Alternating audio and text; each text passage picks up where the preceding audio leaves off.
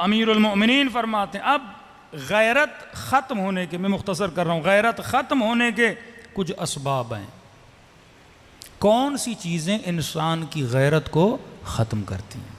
ہم نے ان سے بچنا ہے۔ اب یہ آتے ہیں شیطان کے سپاہی، لشکر جہل کے سپاہی، کہ میں ایسا کون سا کام کروں جس سے غیرت ختم ہو جائے گی۔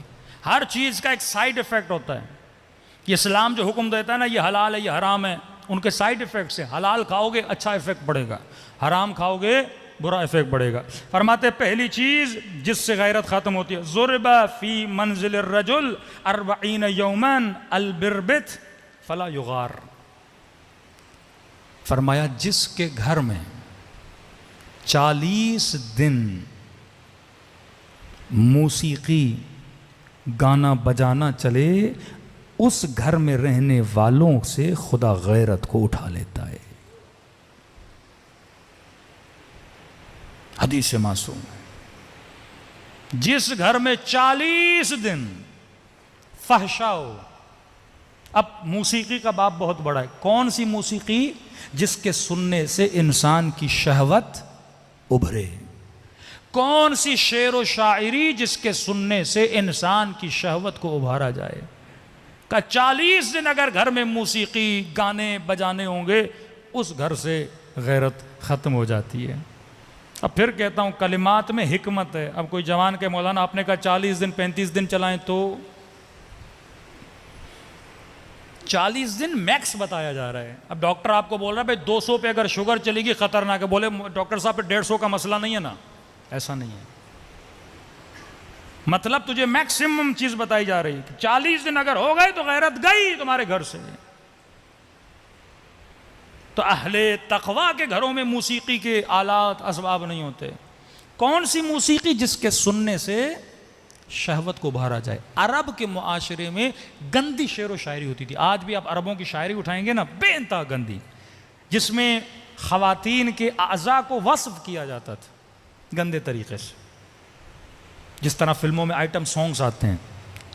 کام یہ ہوتا ہے کہ ایک عورت کے اعضاء کو وصف کیا جائے شعر و شاعری میں، یا دکھا کر، یا موسیقی اور اس گانے بجانے کے ذریعے سے اگلے کی شہوت کو ابھارا جائے۔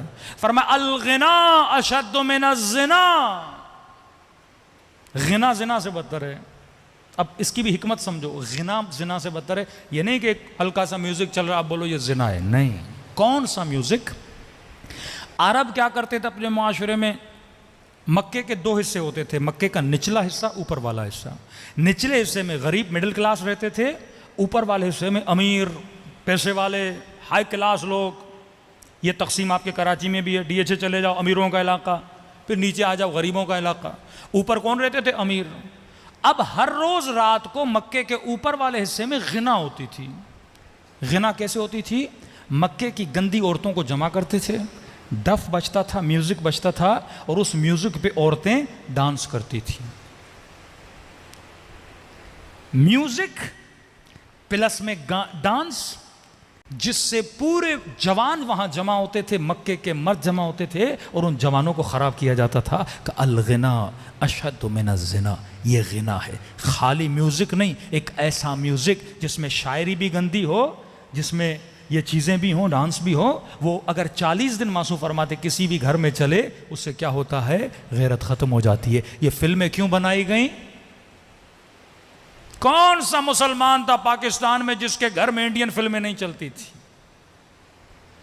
آج کون سی پاکستانی فلم ہے جس میں گانا، یہ گانے کا جو حصہ ہے نا، گانے کا حصہ، یہ غیرت کو ختم کرنے والا حصہ ہے۔ جب تو دیکھے گا تیرے اندر سے غیرت ختم ہو جائے گی، جب تو دیکھے گا تیرے اندر سے حیا ختم ہو جائے گا۔ معصوم فرماتے تمہارے دل کو الٹا دیتا ہے، پھر نہ حیا نہ عفت، معاشرہ تباہ و برباد ہو جاتا ہے۔ مسلم معاشرہ وہ ہے جس معاشرے میں کیا پائی جائے؟ غیرت پائی جائے۔ صلوات پڑھے محمد و آل محمد۔